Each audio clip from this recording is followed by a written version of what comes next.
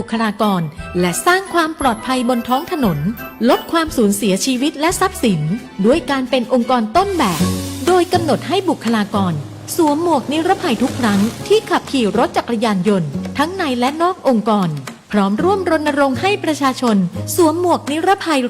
100%เพื่อสร้างความปลอดภัยในชีวิตของท่านเพื่อตัวท่านเองและคนที่ท่านรักปรารถนาดีจากสวท.ลำปางมากกว่าคาเฟ่ไวท์เทิลคาเฟ่คือพื้นที่แห่งโอกาสและกำลังใจบรรยากาศดูอบอุ่นแล้วเขาเข้ามาแล้วมันรู้สึกสบายตาสบายใจเครื่องดื่มนี่ราคาเริ่มต้นก็40 บาทถูกมากเจ้าที่นี่ไวท์เทิลคาเฟ่น้องใหม่กับบาริสต้าวัยเก๋ามาลองชิมโกโก้ดูอร่อยเจ้าฮับแขกต่างบ้านต่างเหมือนกับปลามาแอลได้นะเจ้ามีเบเกอรี่แล้วก็สถานที่ก็น่านั่งนะเจ้าเนาะไวท์เทิลคาเฟ่คือพื้นที่กลางในการแลกเปลี่ยนเรียนรู้ของผู้สูงวัยเปิดโอกาสให้ได้ฝึกอาชีพสร้างรายได้และส่งต่อแรงบันดาลใจสู่คนรุ่นใหม่น่ารักคือเป็นผู้สูงวัยที่แบบเปิ้ลได้มาพัฒนาอาชีพสวยทำให้เปิ้ลได้เห็นว่าเปิ้ลยังมีศักยภาพอยู่สวยชอบมากๆคือมีจุดเด่นในเรื่องของการกระตุ้นให้ผู้สูงวัยได้พัฒนาในการทำงานทำอาชีพยังได้อยู่ไวท์เทิลคาเฟ่ทุกวันคือการเริ่มต้นใหม่ที่ถูกเสิร์ฟด้วยหัวใจเปิดบริการทุกวันตั้งแต่เวลา 8 โมงเช้าถึง 4 โมงเย็นอยู่ในพื้นที่ลำปางเกตเวย์ลานหน้าพระบรมราชานุสาวรีย์สมเด็จพระนเรศวรมหาราชอำเภอเกาะคามาแอลลำปางเนี่ยแนะนำเลยให้มาไวท์เทิลคาเฟ่เจ้าบรรยากาศดีมากทุกคนรู้เป็นมิตรไวท์เทิลคาเฟ่พื้นที่ต้นแบบแห่งโอกาสและกำลังใจ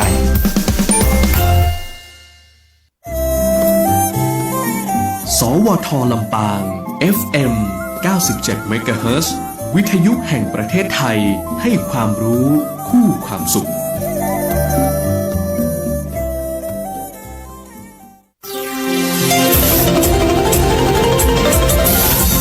วิทยุแห่งประเทศไทย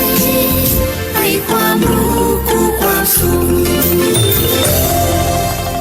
ที่นี่สถานีวิทยุกระจายเสียงแห่งประเทศไทยจังหวัดลำปางทำการส่งกระจายเสียงในระบบ FM ความถี่ 97 เมกะเฮิรตซ์ จากนี้ไปเชิญติดตามรับฟังรายการสื่อความรู้สู่ผู้สูงวัย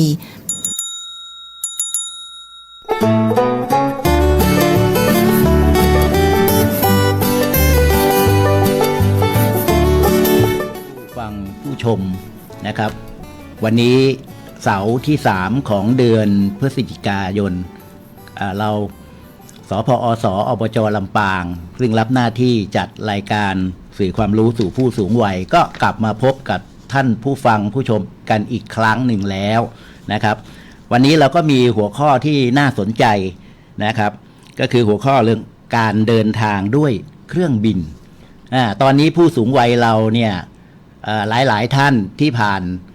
ปลายกันยามาโดยเฉพาะพวกที่ทำงานราชการนะครับ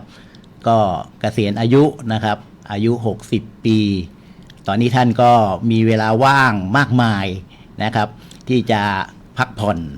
และก็อีกจุดประสงค์หนึ่งของผู้สูงอายุหลายท่านก็คงจะเป็นเรื่องของการอยากจะเดินทางท่องเที่ยวเพราะที่ผ่านมาเนี่ยตอนทำงานเราก็ไม่ค่อยว่างนะครับตอนนี้เวลาว่างเหลือเฟือแล้ว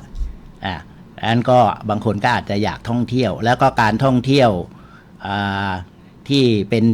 จุดหมายหนึ่งก็คงจะเป็นต่างประเทศแน่นอนเราหลีกเลี่ยงไม่ได้กับการเดินทางด้วยเครื่องบินใช่ไหมครับดังนั้นเนี่ยบางท่านเนี่ยอาจจะคุ้นเคยกับการเดินทางด้วยเครื่องบินมาตลอดชีวิตแต่บางท่านก็คงจะบางท่านอาจจะไม่เคยเลยนะครับดังนั้นเนี่ยการจะเดินทางด้วยเครื่องบินก็อาจจะมีข้อสงสัยอะไรมากมายที่ยังติดค้างอยู่ในหัวแต่วันนี้ผมก็มีแขกรับเชิญนะครับที่ท่านเนี่ยทำงานเป็นพนักงานต้อนรับบนเครื่องบินของสายการบินไทยอายุงานเท่าที่คุยกับท่านมาก็ประมาณ23 ปีนะครับท่านผู้นี้นะครับคือคุณณัฐวุฒิบัวศรีสวัสดีอาจารย์กฤษณะแล้วก็สวัสดีอาจารย์รจนานะครับและสวัสดีท่านผู้ชมทางบ้านด้วยชื่อณัฐวุฒิบัวศรีนะครับเป็นคนบ้านเฮาเนาะเป็นคนก่อขาที่ได้รับโอกาสอันดีได้ไปทำงานกับสายการบินแห่งชาติของเราวันนี้อาจารย์ เจิญมาเพื่อเราจะได้มาแชร์ความรู้เนาะแล้วก็จะได้มาปรับความเข้าใจเกี่ยวกับสิ่งที่เราเกี่ยวข้องนั่นก็คือการเดินทางด้วยเครื่องบินฮะ ครับก็สิ่งที่อยากจะถามน้องหมูผมขออนุญาตเรียกน้องหมูนะครับเพราะว่าระยะหลังมาเราสนิทกันมาพักใหญ่ ๆ แล้วเนาะเพราะว่าเดี๋ยวโฆษณาให้น้องหมูนิดนึง จริงๆน้องหมูเนี่ย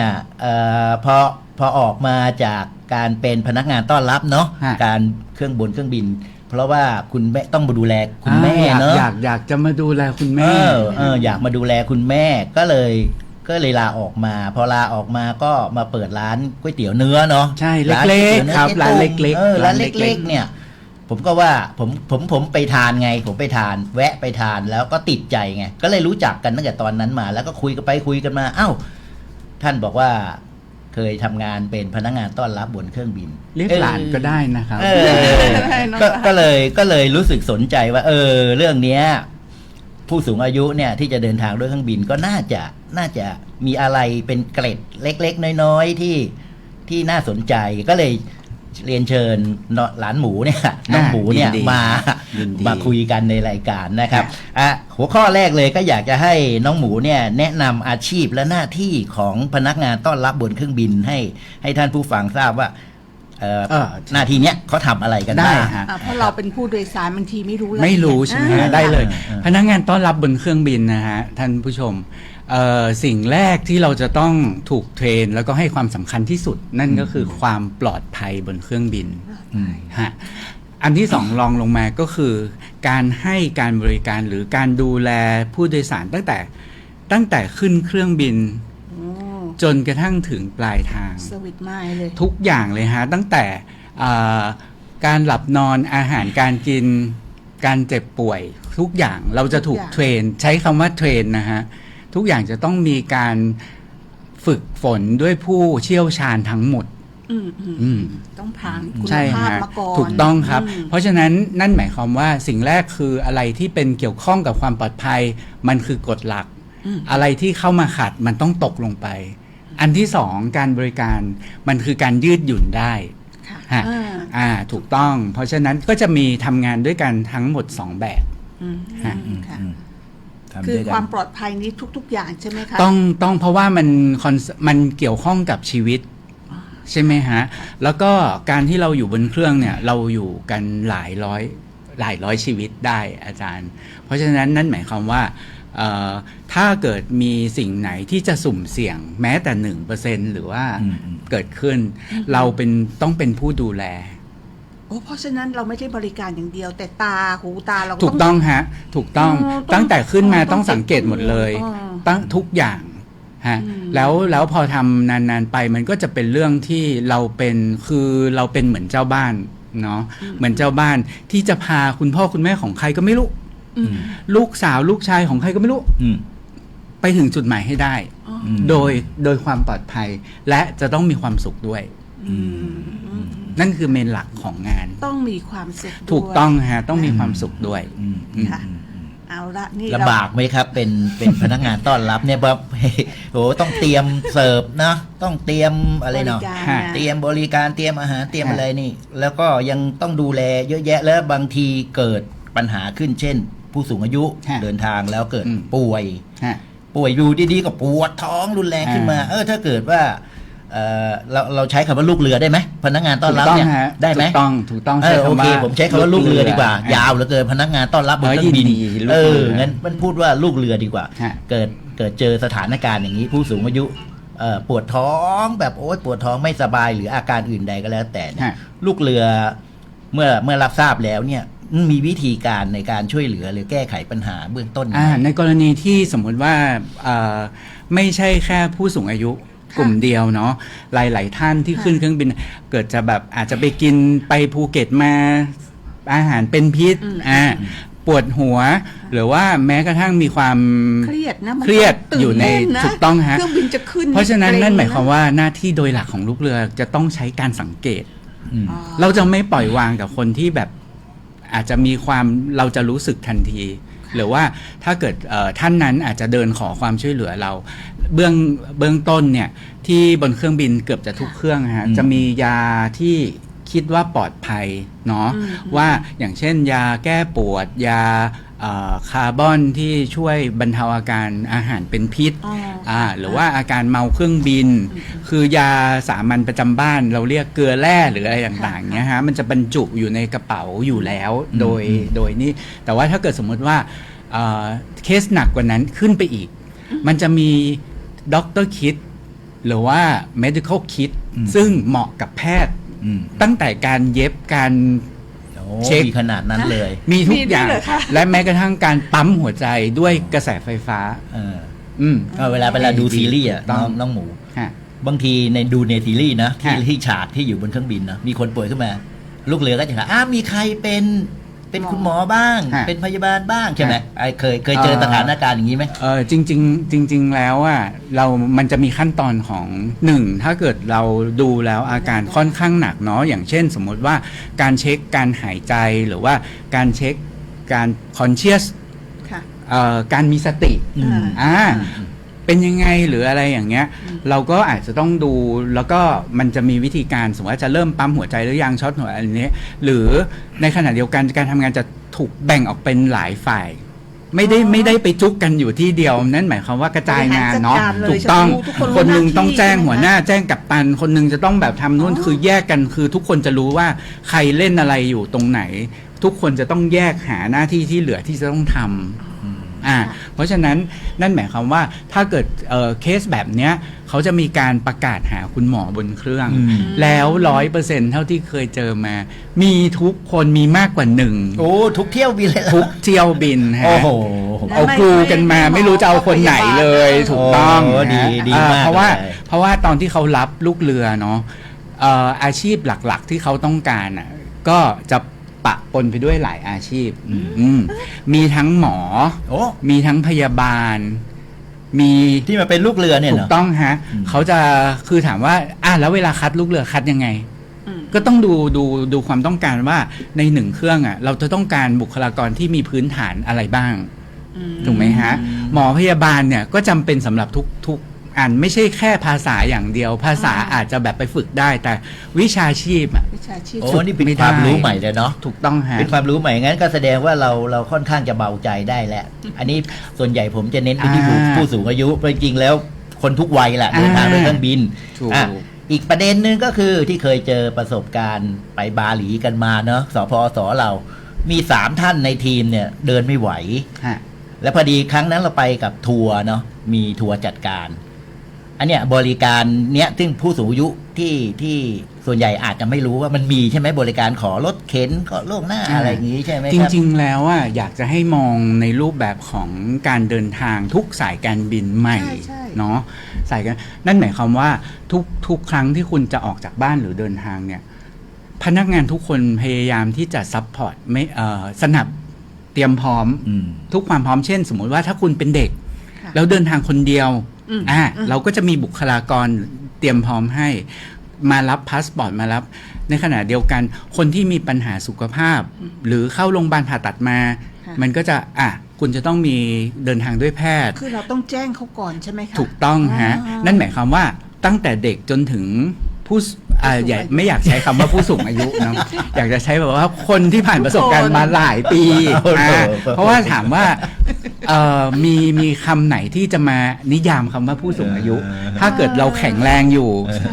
ยังคล่องแคล่วมือไม้มาเล่นดนตรีถูกไหมฮะขีมตึ๊กอย่างนี้มันยังประสาทว่องไวอยู่เพราะฉะนั้นคำว่าผู้สูงอายุอันเนี้ยแค่จำกัดความของอายุตั้งแต่เด็กจนถึงว่าอยู่มาเหมือนรอบของต้นไม้เพราะฉะนั้นนั่นหมายความว่าถ้าเกิดสมมุติว่าผู้สูงอายุท่านนั้นผู้โดยสารท่านนั้นไม่ต้องผู้สูงอายุก็ได้เกิดเป็นรถชนเข้าเฝือกมาแจ้งปุ๊บเขาจะหาคนมาดูแลให้เขาจะมีแบบเหมือนบุรุษพยาบาลมีรถเข็นมาเลยถูกต้องฮะเพราะฉะนั้นนั่นหมายความว่าผู้สูงอายุที่ยังวิ่งระยะไกล50 เมตร100 เมตรคือวิ่งมาราธอนเนี่ยต้องการไหมถ้าเกิดอายุเขา7-80ก็จริงไม่ต้องการที่จะใช้แต่เมื่อไหร่ที่ไม่ไหวแล้วเวียนหัวบ้านหมุนวันนี้ขอเลยจะขอก่อนล่วงหน้า3 วันก็ได้หรือจะไปขอคือ ไม่ไหวเมื่อกี้ไปภูเก็ตมาแล้วท้องเสียอย่างหนักเดินไม่ไหวแล้ว แจ้งพนักงานทุกคน แจ้งที่เก่าที่ ถูกต้องฮะเพราะว่าพนักงานทุกคนของทุกสายการบินหรือว่าทุกที่เนาะ ค่ะ เขาเตรียมพร้อมที่จะดูแลในจุดที่เขาเรียกว่าเกิดขึ้นเสมอฮะ นั่นก็คือเป็นบริการของเขาอยู่ ถูกต้อง แล้ว มันอย่าเรียกว่าการบริการเลยคือเตรียมพร้อมสำหรับปัญหาใหม่ ๆ ที่จะเกิดขึ้นฉันสมมติว่าอาจารย์ก่อนเดินทางแล้วจะไปขึ้นเครื่อง แล้วบังเอิญว่าไปลื่นขาแพลงเสร็จแล้วก็ทำไมถ้าเกิดสมมติว่าทำไมคุณไม่แจ้งก่อนเราไม่มีบริการหรืออะไรคือเขาจะไม่พูดแบบนั้นเขาจะพยายามแก้ไขหน้างานให้เป็นแบบให้ความสะดวกตอนนั้นเพราะฉะนั้นเวลาเรามองเรื่องของการเดินทางหรือว่าการโพรไวด์เนาะให้มองในแง่ที่ว่าทุกคนพยายามที่จะช่วยเหลือเราแต่เราอ่ะจะต้องพูดออกไปว่าเราต้องการอะไรอยู่ผมเคยเจอในโซเชียลเนาะเรื่องจริงเรื่องไม่จริงก็ไม่รู้นะไอ้เรื่องว่าเขาเรียกว่าอะไรเราอะต้องเอาเลยนะเอากระเป๋าที่ติดตัวขึ้นเครื่องอะขึ้นบนเขาเรียกเคบินเหรอขึ้นบนเขาเรียกอะไรถูกต้องฮะเขาเรียกเคบินใช่ไหมนั่นแล้วมันก็เคยมีประเด็นเรื่องว่าลูกเรือไม่ช่วยเขาอะไรอย่างเงี้ยอันเนี้ยระเบียบอย่างนี้มันเป็นยังไงคืออย่างนี้อย่างที่บอกเนาะกฎข้อแรกคือความปลอดภัยอาจารย์ลืมกูเป็นผู้โดยสารถูกไหมฮะอันที่สองที่อาจารย์กำลังถามอยู่คือการบริการถูกไหมฮะแล้วถามว่าทำไมถึงต้องกำหนดน้ำหนักกระเป๋าแล้วถามว่าการรองรับของที่ใส่ทั้งหมดเนี่ยถูกต้องไหมฮะมันถ้าสุ่มเสี่ยงต่อการคืออย่างนี้ถ้าเกิดเขามีการรีเสิร์ชจากสิ่งที่มันเกิดขึ้นเช่นเครื่องตกหรืออะไรรู้ไหมฮะว่าบินที่อยู่กระเป๋าตกใส่หัวลูกตาอะไรอย่างนี้อันตรายกว่าเพราะฉะนั้นคุณจะต้องก้มให้ต่ำให้อยู่ประมาณระดับของพนักเก้าอี้เพื่อรองรับแรงกระแทกใช่ไหมฮะให้เก้าอี้มันรับก่อนเหรอหรือยังไงเพราะว่าเสี่ยงที่จะหัวศีรษะหรือไม่ว่าจะของปุ๊บบินเปิดออกมากระเป๋าใบนั้นๆกระเด็นออกมาอย่างเงี้ยฮะมีโอกาสที่จะโดนคอหักได้ถูกไหมฮะแต่ทีเนี้ยเขากดทุกอย่างมันจะมีสมมุติว่าสายการบินโพรไวด์ว่าน้ำหนักต้องไม่เกินนี้นั่นหมายความว่าความปลอดภัยของพนักงานของเขาเองใช่ไหมฮะนั่นหมายความว่าถ้าเกิดอะไรขึ้นสายการบินนั้นจะให้พนักงานนั้นไปรักษาตัวแล้วจะเขียนว่านึกไหมฮะจะเขียนว่าพนักงานบาดเจ็บจากอะไรต้องระบุแล้วทีเนี้ยถ้าเกิดสมมุติว่ากระเป๋าใบนั้นหรือว่าสิ่งนั้นมีความหนักเกินไปใช่ไหมฮะก็อาจจะไม่สามารถเข้าเคสที่จะรับการรักษานั้นได้นึกออกไหมฮะข้อแรกเนาะข้อที่สองถ้าเกิดสมมติว่าอาจารย์ไปกัน10 คนในกรุ๊ปทัวร์ใช่ไหมฮะช่วยไป10 คนแต่เครื่องบินบรรจุคนได้300สมมติว่า180 คนคือพนักงานอาจจะถอยไปเรื่อยๆนึกออกไหมฮะใช่แรงอาจจะต้องดูแลหลายๆคนไม่ใช่กลุ่มเรากลุ่มเดียวเพราะฉะนั้นมันก็จะมีความคือถ้าสมมติว่าเป็นตัวเราใช่ไหมฮะถ้าเกิดเราจะดูว่าในความคิดของเป็นเด็กเราไม่รู้ว่าจะตัดสินใจยังไงแต่ว่าตอนหลังมาคือถ้าแม่เราเดินทางคนเดียวล่ะเราจะช่วยไหมถ้าคนเนี้ยเป็นแม่เป็นพ่อของใครบางคนเนี่ยคุณจะเอากฎหรือคุณจะเอาความรู้สึกว่าคุณจะต้องช่วยเด็กๆอาจจะยังคิดไม่ได้แต่เมื่อเวลาผ่านไปคุณอยู่กับงานนั้นนานๆปุ๊บมันจะทำให้คุณคิดได้จริงๆช่วยมันทำให้ผู้โดยสารประทับใจจริงๆแล้วว่าบุคลิกของแต่ละท่านเนาะไม่เหมือนกันอย่างที่บอกถ้าคุณเลือกหมอเลือกพยาบาลเข้ามาเขาอาจจะไม่มีเซอร์วิสไหมแต่เขาจะช่วยชีวิตคุณได้เข้าใจไหมฮะแต่ถ้าเกิดคนไม่ได้จบนั้นเขาอาจจะมีสกิลอาจารย์สวัสดีครับที่นั่งเบอร์อะไรฮะตรงนี้เดี๋ยวช่วยเดี๋ยวนี้ถูกไหมฮะประมาณแบบนั้นโอเคนี่ก็ได้ความกระจ่างแล้วว่าจริงๆแล้วลูกเรือนะครับก็คิดว่าหลายๆท่านเนาะก็คงจะมีน้ำใจเนาะก็คล้ายว่ามันเป็นช่วยบริการนะครับก็ลูกเรือเราต้องเข้าใจไงแต่ผู้สูงอายุเองก็เขาบอกว่าห้ามเกิน7 กิโลใช่ไหมตัวซึ่งมันเบามากจริงตัวที่เอาขึ้นเครื่องเนาะหมายถึงไอ้กระเป๋าลากใบเล็กๆด้วยแหละรวมๆแล้วไม่เกิน7 กิโลเนาะโอเค คราวนี้ไอ้เรื่องกระเป๋านี่อีกก็ผู้สูงอายุก็จะมีปัญหาอีกแล้วเวลาแพ็คของถ้าคุณรจนาก็บอกว่าโอ้ยเดี๋ยวลูกหลานเขาช่วยจัดให้กระเป๋าลูกหลานเขารู้ว่าอะไรใส่เข้าไปโหลดใต้เครื่องได้อะไรไม่ได้ และถ้าเกิดผู้สูงอายุที่เขาอยู่โดยไม่มีลูกหลานนะเขาต้องจัดการตัวเองเนี่ยอันนี้ก็เป็นปัญหาหนึ่งนะของผู้สูงอายุนะครับก็เลยอยากจะถามน้องหมูเนี่ยว่ามีข้อแนะนำอะไรบ้างเพราะน้องหมูเดินทางด้วยเครื่องบินเป็นอาชีพ23 ปีไอ้เรื่องของที่จะโหลดได้โหลดไม่ได้อะไรเนี่ยลองแนะนำผู้สูงอายุหน่อยอะไรอย่างนั้นจริงๆแล้วว่าก็อย่างที่บอกเนาะเวลาเราเดินทางอยากให้นึกถึงเอกสารสำคัญต้องอยู่กับเราเดี๋ยวเราจะมาพูดกันเรื่องของสุขภาพด้วยเพราะว่ามันคอนเซิร์นเนาะเช่นคนที่ป่วยเบาหวานหรือว่ามียาความดันยาโรคหัวใจอะไรอย่างเงี้ยคือเราจะต้องอยู่กับเราอยู่กับตัวไม่ใช่อยู่กระเป๋าข้างล่างไม่ใช่ฮะจะต้องอยู่กับเราเพราะฉะนั้นนั่นหมายความว่าอยู่ในเวลาอยู่ในเครื่องบินเนี่ยมันจะมีความกดอากาศที่จะเปลี่ยนแปลงให้เหมาะกับเพรสเชอร์ที่ความกดอากาศที่อยู่ในเครื่องบินเนาะแล้วก็ออกซิเจนหรือว่าการปรับอุณหภูมิทั้งหลายจะถูกปรับคือทุกอย่างหมดเพราะฉะนั้นนั่นหมายความว่ามันสามารถเกิดผลกระทบกับคนที่ไม่คุ้นชินได้เช่นเราขึ้นเขาสูงมันจะมีการหูใช่ล่าสุดเนี่ยไปหูปวดมากปวดหูไปบาหลีก่อนลงเครื่องก่อนลงหูปวดหูมากนั่นหมายความว่าเราจะต้องทำวาลซาว่านะก็คือตัวของบล็อกที่อยู่ในหูมันปิดเราจะต้องกระแทกด้วยการทำวาลซาว่านั่นก็คือการแบบอัดให้มันผ่านเว้าออกมามันถึงจะลดอาการปวดนั้นได้แปลกไม่แปลกฮะอาจารย์ไม่ใช่ครูแปลกตอนครูไปญี่ปุ่นน่ะลง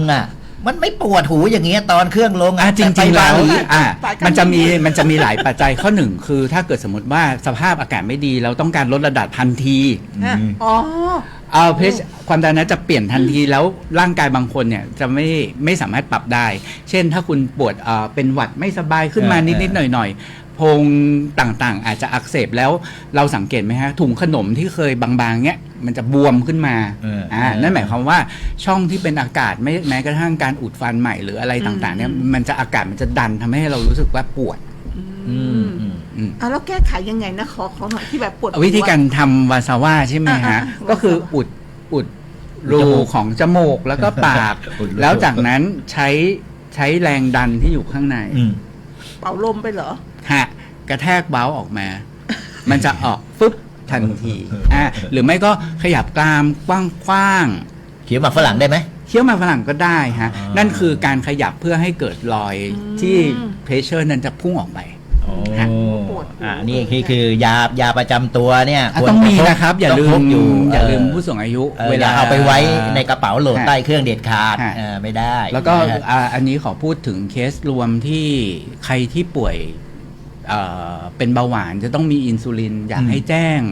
งกาวสตาฟแจ้งพนักงานเพราะว่าอินซูลินมันต้องเก็บที่เย็นใช่น้ำยาหยอดตาถูกต้องน้ำยาหยอดตาอาจจะไม่เป็นอันนี้แต่ว่าอันนี้มันจะมีเรื่องของเข็มเรื่องการทิ้งวัสดุอันตรายเพราะว่าติดเชื้อเนาะเราจะมีถุงหรือขยะหรือว่าวิธีการหรือเซ็นการเขาเรียกว่าการรายงานอยู่ตลอดเวลาเพราะฉะนั้นไม่ต้องกลัวนะฮะการเดินทางไม่ใช่เรื่องที่น่ากลัวขอเพียงเราบอกเนาะว่าเราต้องการอะไรเราเป็นอะไรเรามีณเวลาเนี้ยเรามีจุดบกพร่องอะไรพนักงานทุกคนยินดีที่จะช่วยเหลืออยากให้มองทุกอย่างเป็นในแง่บวกนะเรากำลังจะเดินทางไปหาความสุขเพราะฉะนั้นนั่นหมายความว่าทุกอย่างแม้กระทั่งรถเข็นของคนพิการหรือว่าที่นั่งคนพิการหรือว่าอะไรต่างๆพวกเนี้ยมันถูกเตรียมพร้อมอยู่แล้วเพียงแต่ว่าถ้าเราจะไปสบประมาทใครไม่ได้ว่าคุณเป็นคนแก่คุณอันนี้ไม่ได้มันขึ้นอยู่กับว่าความแข็งแรงของแต่ละคนเป็นยังไงฮะไม่อีกเรื่องหนึ่งได้ฮะอาจารย์อายุเนี่ยกลัวคือการเข้าห้องน้ำกลัวเข้าแล้วออกไม่ได้กลัวแล้วออกไม่ได้ไม่รู้ประตูมันเปิดยังไงปิดยังไงจริงๆแล้วตอนที่สมัยที่เราทำงานอยู่ถ้าเกิดแบบเดินทางเราจะรู้ว่าผู้โดยสารคนไหนเดินทางครั้งแรกแล้วเราจะบอกอย่างนี้นะครับแล้วกดตรงนี้นะ1เพื่อความสะอาด เนาะ1เพื่อความสะอาด2นั่นหมายความว่าคือสังเกตว่าขึ้นไปปุ๊บพนักงานจะบอกว่าเสื้อชูชีพจะอยู่ใต้ที่นั่งเอาเสื้อจะหล่นมาประตูทางออกชูชีพนี่เหมือนกันห้องน้ำอ่ะถ้าลูกเรือที่ดีอ่ะเขาจะบอกว่าตรงนี้ตรงนี้ใช้เสร็จกดตรงนี้นะฮะประตูล็อกแบบนี้นะอย่างนี้ปลดถ้าดูป้ายข้างหน้าสีเขียวหมายถึงว่าว่างนะสีแดงอันนี้คือมันก็ขึ้นอยู่กับว่าพนักงานต้อนรับท่านนั้นนะถูกต้องหรือว่าถ้าเกิดไม่มีเวลาบอกเดินไปแล้วเราจะสังเกตผู้โดยสารว่าเข้าห้องน้ำไปนานเท่าไหร่ละเราก็จะขอ Are you okay หรือไม่ก็เป็นยังไงบ้างครับทุกอย่างเรียบร้อยดีไหมนั่นหมายความว่าการเป็นพนักงานต้อนรับไม่ใช่มันเป็นมากกว่านั้นโอ้ต้องสังเกตกันเลยนะถูกต้องฮะทุกคนจะอยู่ในความรับผิดชอบของเราทุกคนจะอยู่ในความรับผิดชอบของเราเขาแบ่งโซนด้วยแต่ว่าทั้งนี้ทั้งนั้นการแบ่งโซนแล้วหยุดแค่คนนี้ไม่มองคนอื่นก็ไม่ใช่ถูกต้องฮะนั่นหมายความว่าภาพรวมทุกคนเดินทางด้วยกันแล้วทุกคนจะกลับบ้านไปหาครอบครัวหรือไปท่องเที่ยวมีความสุขด้วยกันเข้าห้องน้ำบางทีกดตรงไหนวะเพราะว่ามันหันแต่ละเครื่องแต่ละแบบไม่เหมือนกันนะใช่ไม่เหมือนกดตรงไหนวะเจอปัญหาอย่างนี้เนาะแล้วก็ฝากอีกเรื่องหนึ่งฮะถ้าเกิดสมมติว่าใครมีปัญหาสุขภาพเนาะเช่นสมมุติว่าเป็นโรคไตเบาหวานหรือว่าเป็นเกี่ยวกับเรื่องของศาสนาเช่นเราเป็นมุสลิมเราจะต้องเตรียมอาหารขึ้นไปเองหรือเปล่าเพราะว่าหรืออะไรอย่างเงี้ยคือจริงๆแล้วโดยกฎของสากลพวกนี้จะมีโพรไวด์ไว้อยู่แล้วเช่นเราเปลี่ยนอาหารธรรมดาที่เราจะต้องเลือกก็จะไปเป็นอาหารที่เหมาะกับเราแต่ทั้งนี้ทั้งนั้นมันต้องเกี่ยวข้องกับอายุและสุขภาพสายการบินเขาจะถามลูกสำรวจก่อนไหมคะคือทุกอย่างถ้าเกิดเราไปยืนอย่างเงี้ยจะไม่มีใครรู้ว่าคุณเจ็บป่วยตรงที่ไหนคุณเป็นมุสลิมหรือคุณอะไรยังไงถึงบอกย้ำทุกๆเซสชันว่าคุณจะต้องบอกนึกออกไหมฮะคือความต้องการของคุณคืออะไรพยายามบอกแล้วทุกคนพร้อมที่จะช่วยเหลือแต่ถ้าเกิดสมมติว่าคุณนิ่งเงียบก็ไม่มีใครรู้ถูกต้องฮะไม่แต่เวลาอาหารนี่เขาก็จะให้บอกใช่ไหมว่าจะเลือกอะไรใช่ไหมแล้วขอให้เขามันเป็นเรื่องที่น่าสนใจมากๆเลยแต่ว่าเวลาเราก็มีจำกัดเนาะจริงๆมันน่าจะจัดสักชั่วโมงนะ25 นาทีนี่พูดไม่หมดเลยแล้วก็ยังมีเรื่องอะไรอีกหลายเรื่องเลยที่ผู้สูงอายุแบบพวกเราถ้าจะเดินทางด้วยเครื่องบินเนี่ยก็จะต้องหาข้อมูลก่อนนะมิฉะนั้นอาจจะไปเจอปัญหาก่อนขึ้นเครื่องก็แนะนำอย่างนี้ครับว่าความรู้นะครับความรู้เกี่ยวกับเรื่องเนี้ยเกี่ยวกับเรื่องของการเดินทางด้วยเครื่องบินเนี่ยมันมีอยู่ที่เขาทำ YouTube กันเยอะแยะเนาะก็ขอให้ไปศึกษาจาก YouTube รายละเอียดต่างๆก็คงจะได้ความรู้เพิ่มเติมแล้ววันนี้นะครับก็มีความจำเป็นที่จะต้องจบกล่าวลาจบรายการกันแต่เพียงเท่านี้ก็ต้องขอบคุณนะครับน้องหมูนะครับที่มาให้ความรู้กับพวกเราแล้วก็หวังว่าวันนี้นะครับก็จะได้นำความรู้อย่างเงี้ยไปต่อยอดเพื่อที่จะทำให้การเดินทางด้วยเครื่องบินของผู้สูงอายุทุกท่านเนี่ยราบรื่นนะครับแล้วก็พบกันใหม่ในวันเสาร์ที่3ของเดือนธันวาคมจะเป็นหัวข้ออะไรเดี๋ยวรอติดตามดูขอบคุณครับสวัสดีครับ